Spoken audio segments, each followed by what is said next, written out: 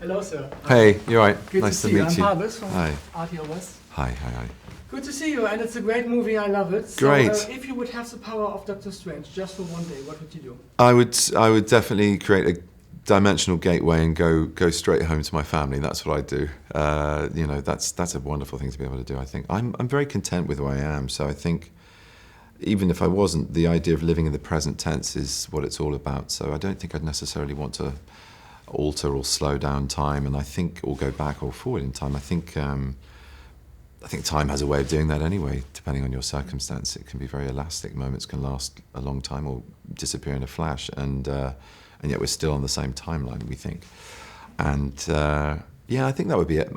It wouldn't be a bad thing to be able to fly as well. Nice to levitate. And I love all these flying scenes, and Yeah. I could imagine it would be so hard shooting all that. You have some funny moments behind this hanging on the wire scenes. I mean, yeah, there are moments where it gets a little bit comfortable down below, and you're like, but you test everything out. You get into these harnesses, and they're very tight, but there are the odd moments where, especially in the gravity rig we used, which, hats off to Sandra Bullock, she used brilliantly in Gravity with Alfonso Cuarón, and this was even more strange in the sense I didn't have a suit, it was just a rig here and my clothes.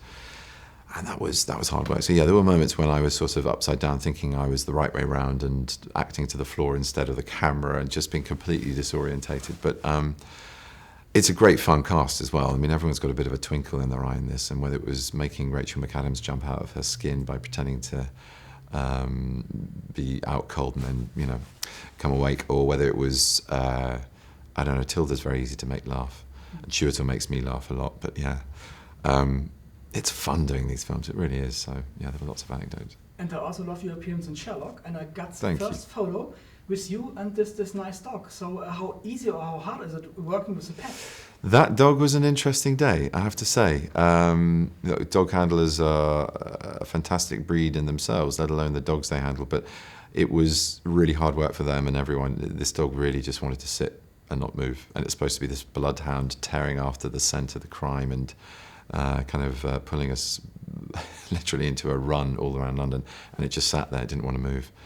Apparently it was shy of people, apparently it was shy of concrete, and apparently it was shy of being anywhere other than the countryside, and we were filming in central London with people and concrete and no fields to be seen, so it wasn't probably the best suited for the role, but somehow it got past the audition and ended up being very static. Is there maybe an animal that you would love to do a movie with, like some exotic things, like a tiger or a lion?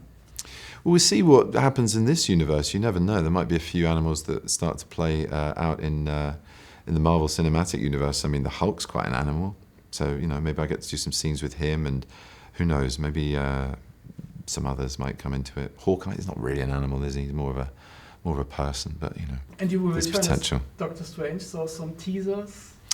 I'm coming back. There is a teaser in the credit sequence. You should definitely watch that. There are two, in fact, so don't go after the first. And the rest you'll just have to wait and see for.